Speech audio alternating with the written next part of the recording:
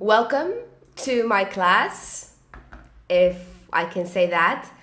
I am somehow recording these podcasts for you to listen to whenever you feel like listening to. So there will be no obligation to attend an online class on a specific day and at a specific time, because I know that many of you do not have the luxury or the privilege of having a good internet connection at home. So what I'm trying to do basically is to kind of record these small lectures for you and post them on YouTube, and then obviously I'm going to put them on a drive and provide you with the link so that you can listen to the link, obviously. And then those who have absolutely no access to internet can simply listen to these lectures when they get back to class in the first week of May.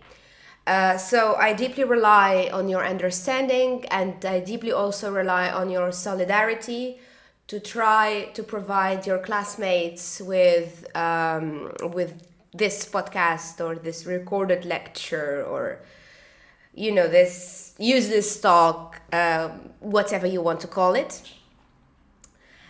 And yeah, let's start. So make yourself comfortable. Maybe if you're listening to this after after iftar, just get yourself a coffee, maybe, to follow the thread of what we will be talking about. So this lecture is directed to my third year class in KEF, in the Higher Institute for Applied Studies and Humanities.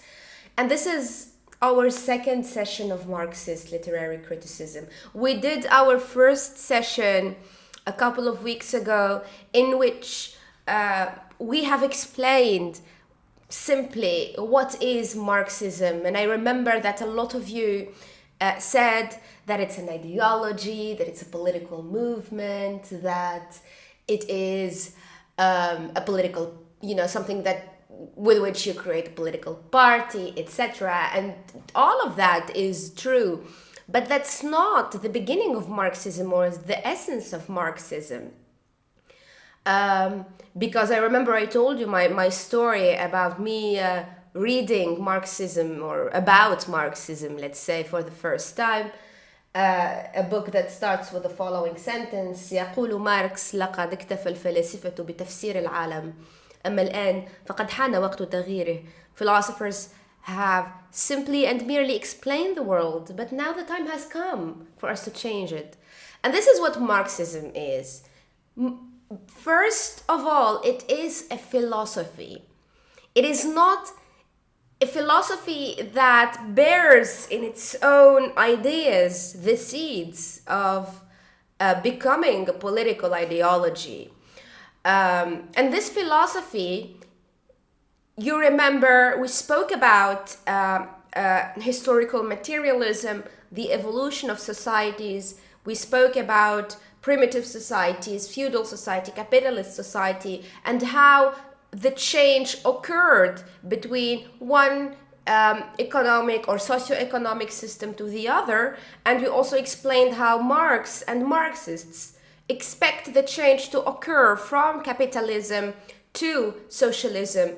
It's going to be the socialist revolution of the 99%, etc. Please, if you did not show up to class during this session, try to read a little bit about this, because we are now moving a little forward. And we are moving forward with a little pain in my heart, because this is me, this is who I am as a person. And I always, try to make the session about Marxism the most interesting one, because I kind of enjoy just, laying down my political ideology, my political ideas. And this year, I cannot believe that I'm speaking literally to a machine.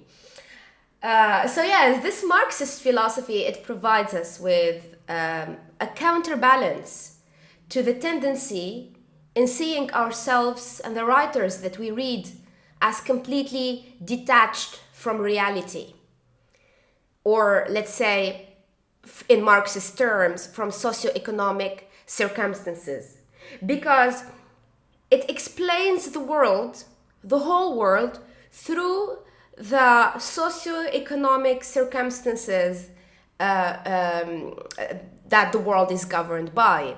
For example, in a feudal society, who owns the means of production, who works for the means of production? In a capitalist society, which is more or less, and I'm saying more or less because we will delve more into currents of Marxism. So in the capitalist society, the means of production are, the factories, the industries, the multinationals, etc. So who owns them? Obviously the bourgeoisie. And who works on them? The working class. And so Marxist philosophy is deeply rooted in understanding the world as the product of the socio-economic circumstances, or the relations to the means of production, or the power relations that are governing it. So because this is what Marxism is about, it counterbalances our tendency. Well, I'm not saying our tendency because, Marxism is old, we're young, etc. But let's say it counterbalances the tendency of the beginning of the 20th century in Western literary criticism. Here I'm referring to practical criticism and new criticism. The tendency to read the books and the poems as originating in an autonomous mental realm, or as the free products or the outcome of free and independent minds. And here I take you to Matthew Arnold and what he says about poets as the exceptional minds who are almost divorced from reality, who almost transcend reality in order to create art, in order to create literature that is seen by Matthew Arnold also as the storehouse of our recorded value, which means that the world, no matter how the world changes, no matter how we change, no matter how our conditions change, literature is there as part of something that does not change, which is the recorded values. So they give literature this almost religious, prophetic, religious prophetic function. And we said that the poet is seen from the perspective of practical criticism as a prophet-like figure, exceptional. So this is something that Marxism stands against, conceiving of ideas and of values as completely transcending reality. For example, in Towards a Critique of Political Economy, published in 1859, long time ago. I feel bad for using very old Marxist references, but this is what we need to do in this class. So in Toward a Critique of Political Economy, published in 1859, Karl Marx himself says that, quote, "The mode of production of material life conditions the general process of social, political, and intellectual life." I hope you are seeing here that for Marx, the material world, the mode of production, that is the way economy is organized, leads or produces the general process of social, political, and intellectual life. This, of course, stands at odds with what Matthew Arnold, for example, argues for. Then he writes this conclusion.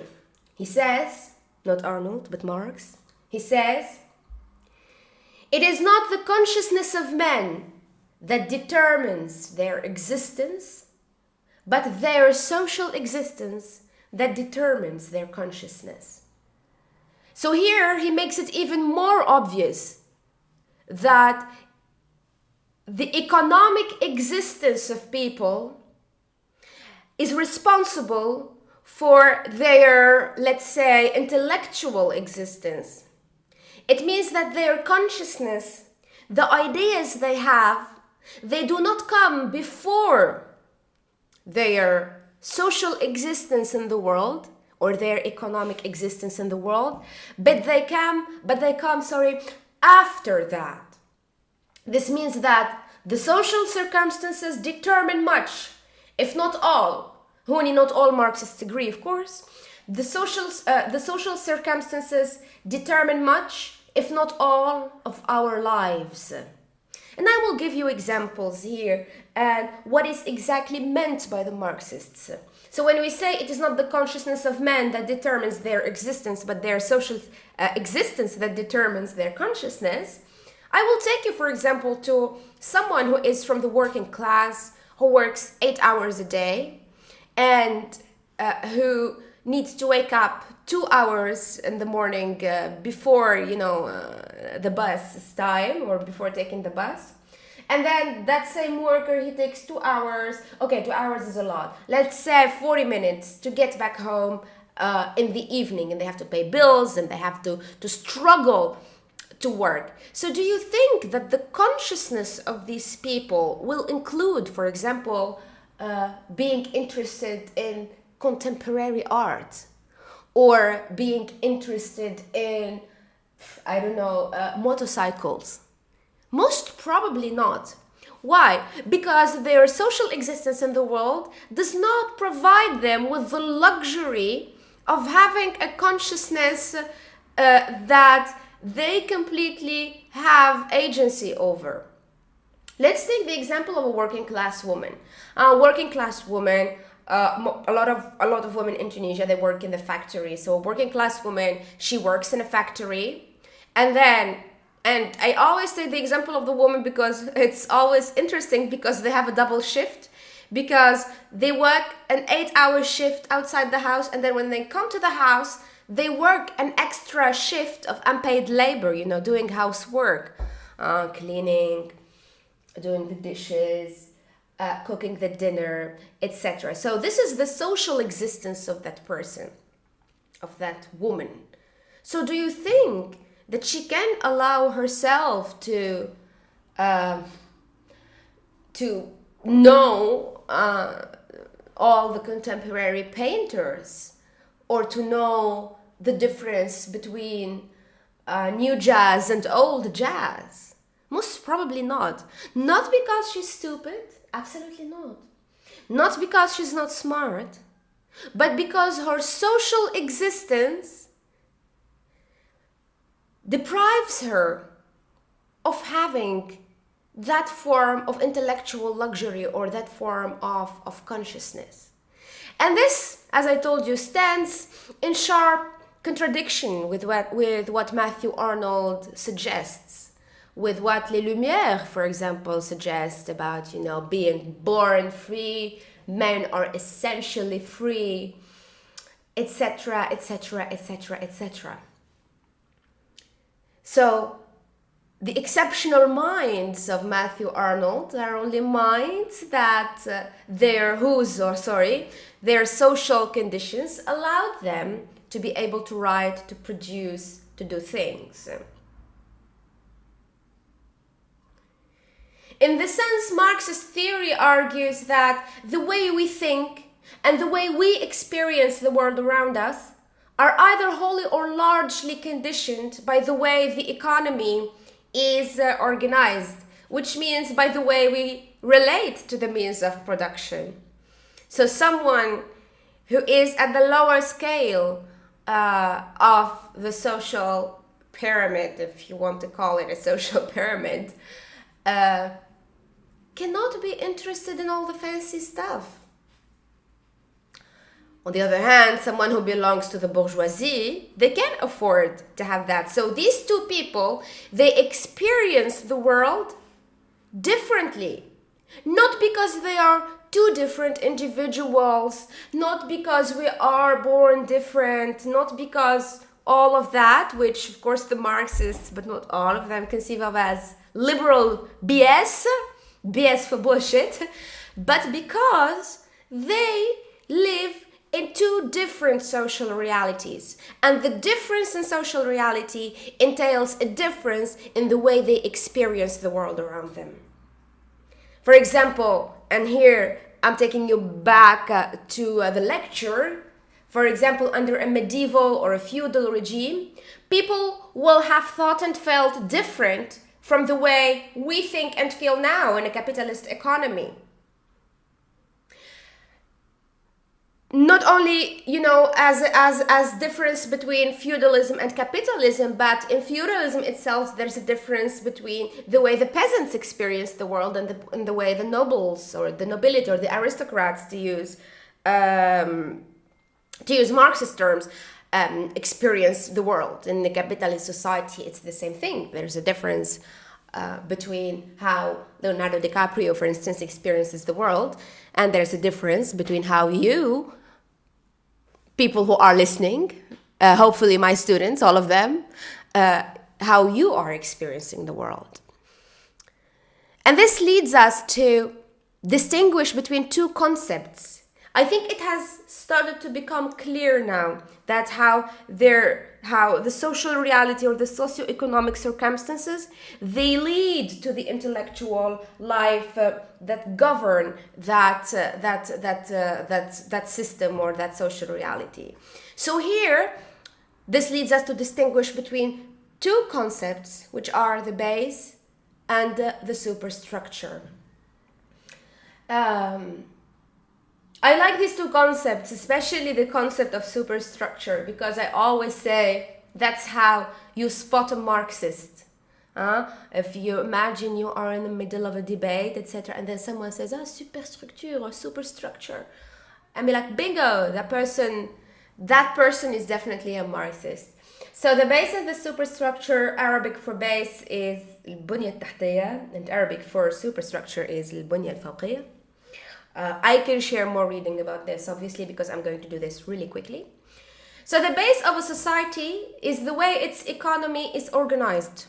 Of course, broadly speaking, in other words, the base of a society is simply how does economy function, or how economy does function, rather. Who owns the means of production, who works in the means of production, who makes profit, who is exploited. Voila. And the superstructure is everything that we might classify as belonging to the realm of culture. Again, of course, in a broader sense. This includes education, law, religion, philosophy, political programs, the arts, including literature, etc. So these are the two concepts, the base and the superstructure. And of course, according to Marxists, the superstructure is the product of the base. And this implies a view of literature that is, again, completely at odds with the Anglo-American view, or with the view of practical critics, or Matthew Arnold, that conceive of literature as something that is above social reality. For Marxists, literature is the product of social reality and not above it. But I need to stress that this is for traditional Marxists, because we will see, hopefully, if we have time, how newer perspectives on Marxism have kind of reworked the relationship between the base and the superstructure. So according to the Marxists, if the way we experience reality and the way we think about it, that is our religion, our political and philosophical views, etc., are determined by the sort of economy we happen to live in, then clearly there is no such thing as an unchanging human condition. Or, here smoothly inserting my own political agenda, human nature. If everything we are is the product of our social class or of our social existence in the world, then how can we argue that there is a human nature? If our ideas, our views are determined, and if not determined, at least restricted by our social and economic existence in the world, how can we argue that there is an unchanging, essential and essentialist human nature or human condition? And this is the argument that is, this is the point. I don't want to deviate a lot from the lecture, but this is the argument that anti-Marxists always bring. They say, you want something unnatural, which means that if you want to destroy private property, you are destroying men's nature or human's nature, etc. Well, for the Marxists, there is no human nature to start with. Everything we are, everything we think, everything we believe is the product of our material existence in the world. And here I am taking you to the concept of materialism that we have explained last time. So if the economic base indeed determines the cultural superstructure, then the writers will not have all that much freedom in their creative efforts. Then the writers are simply no exceptional minds, like Matthew Arnold says. They will inevitably work within the framework that is dictated by the economic base. And they will not have much in common with other writers living and they will have, much in common with other writers living and writing under the same economic dispensation. And here, of course, if you remember, let me explain this first. Oh my God, I'm going all over the places. Okay, so we said that if the base determines the superstructure, then simply because literature is part of the superstructure, then all literature is determined by the base. In the sense, all writers, however creative they are bound or délimités en quelque sorte. They are limited in the paradigm of the economic and social reality of the period during which they are writing. In this sense, those writers, they will have a lot in common with other writers living and writing under the same economic system or under the same economic dispensation. Here, if I ask you, according to Marxists, what is the origin of literary change, you should be able to answer that question. And I remember I have given you that assignment in relation to Russian formalism. How do the Russian formalists explain literary change? Defamiliarization, and then to defamiliarize the already defamiliarized, etc. Now, according to Marxists, literary change simply occurs because the economy is changing. But again, this is traditional Marxism. This is not the New Left. This is not the Frankfurt School. These are, the first guidelines that we need to know if ever we are going to expand on Marxist ideas or Marxist theory or Marxist literary criticism. So this traditional Marxism asserts that thought is determined and follows the material under which it develops.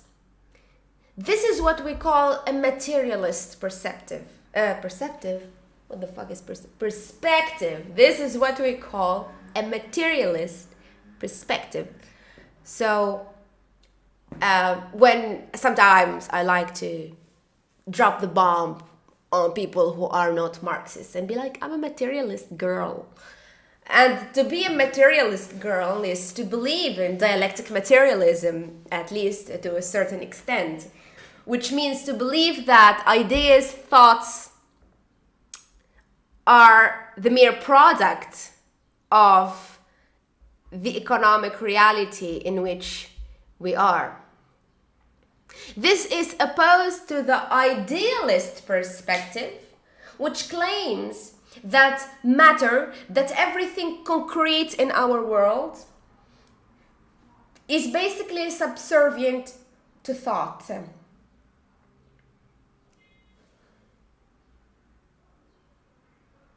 We tend to assume, or they tend to assume, that the thinking is free, that thoughts are free, that they are unaffected by material circumstances, that in our minds we can always be free. This is what she said.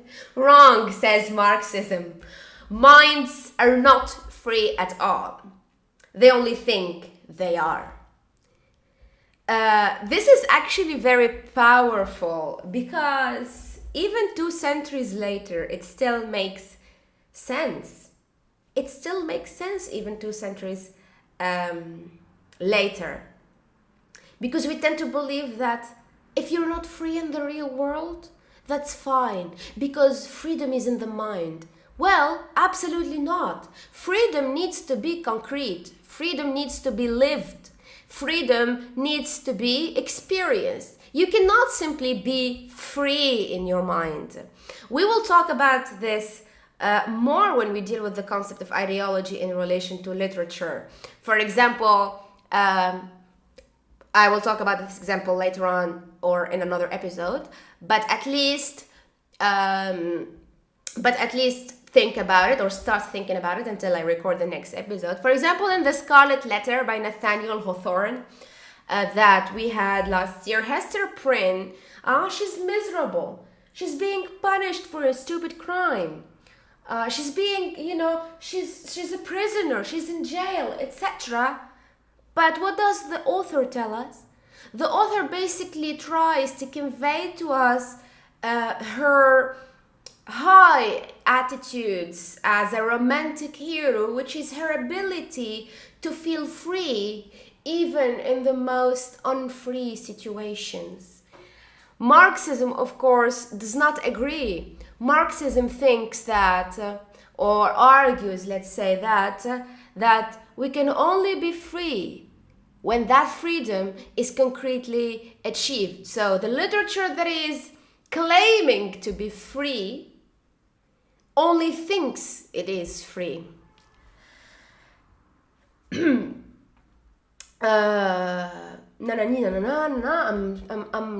just looking at my notes a little bit. In class, it's much more easier with the interactions, etc.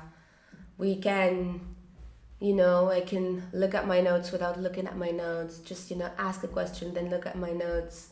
Now all I have to do is say this nonsense while looking at my notes. So now to focus on the concepts of base and superstructure in our current world that is under capitalism, مع التحفظات, because again, there are 100 ways of being a Marxist, and there are some Marxists who, for example, in Tunisia, they believe that we haven't yet reached a capitalist society, that we are still in another type of society. Again, go back to historical materialism. So Marxism tells us that capitalism thrives on exploiting its laborers. Simply put, capitalists grow rich and shareholders do well because the laborers that work for them because they have laborers that work for them, and they have laborers that actually produce goods, including services, for their efforts. And Huni, there's the idea, you know what? Do as if you didn't hear anything. I'm going to repeat myself again. Okay. Now let's focus on the concepts of base and superstructure in our current world, in capitalism. And let's focus on the idea of base. That is the way the economy is organized. According to Marxism, capitalist economy is organized and is based on the exploitation of the working class. And this is something that we have seen last session. Simply put, capitalists, they can accumulate wealth, مراكمة الثروة, because they have workers that work for them and workers that produce goods, including services, and that get payment that is not relevant to the amount of work they produced. And this is the idea of a profit, ربح. So profit, ultimately, what is it? Simply put, profit is simply the unpaid work of workers. So if, for example, I remember I have given this example in class, if I'm the boss in a factory, I have 100 workers and they all work, and I do not think, of course, I sit in my office, but all the workers, they work. معناتها عندي راس مال, I have a capital, 100 million or whatever, and then at one point نرجع الكابيتال متاعي هذيك, so I win back the money that I initially invested in the factory, and then I start earning profit. I start earning even more money. Logically, where does that money come from? Why am I making that money? Because I did not pay the workers the money they deserve. In other words, if you are paid, you come and work for 8 hours, and I'm your boss, and in those 8 hours I make let's say $100,000 or dinars, and I pay you 1,000 dinars. I'm really bad at math, so bear with me. So if I do that and I have as profit 90,000 dinars, where does that profit come from? Simply, it is the work that workers did and did not get paid.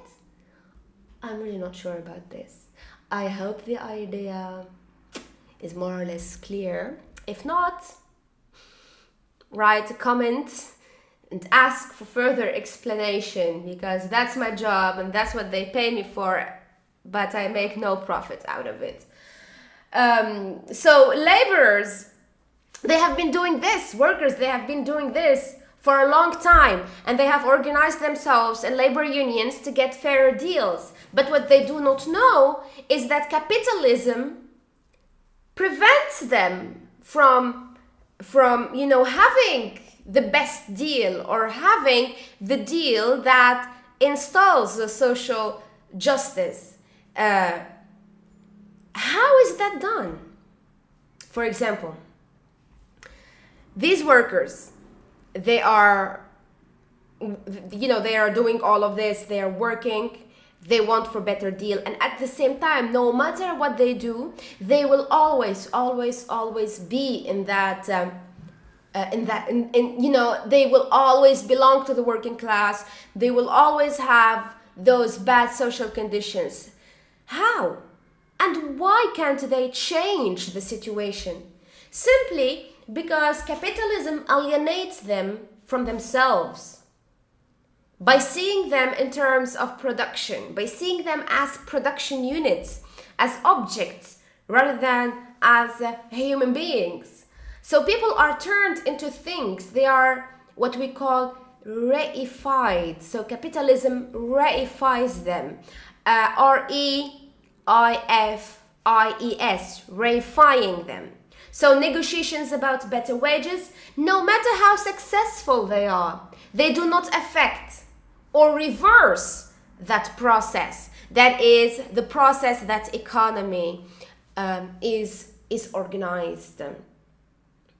So the capitalist mode of production generates a view of the world that is focused on profit, in which ultimately all of us, we function as objects and we become alienated from ourselves. We start to see ourselves as products too. We start to even invest in ourselves. For example, someone who say, some people who have children, they say, we are investing in our children. So we are spending money so that our children go to university, have good jobs, etc., etc. We invest in ourselves. self-care. We do self-care because we are our own asset. But this is again very tricky, because I'm all about self-care, don't get me wrong. But I think that it's always interesting to have those questions in mind and to think about all of this. Who are we? Are we really human beings, or are we products in the chain of production, or are we objects in this world? So this leads us to the question of, how is it possible that we can be so, I don't want to say blind, but so unaware of the real state of affairs around us? In other words, if the working class is so exploited by the bourgeoisie, why doesn't the working class do something about it? How is it possible that we terribly delude ourselves into thinking that this is how things are and this is how things will always be? In other words, also, how can some of us become aware of the situation while others not remain where they are, in a sense, in delusion? Well, here Marxism offers an answer. According to Marxism, capitalism manages to keep the state of affairs as it is through the device of ideology.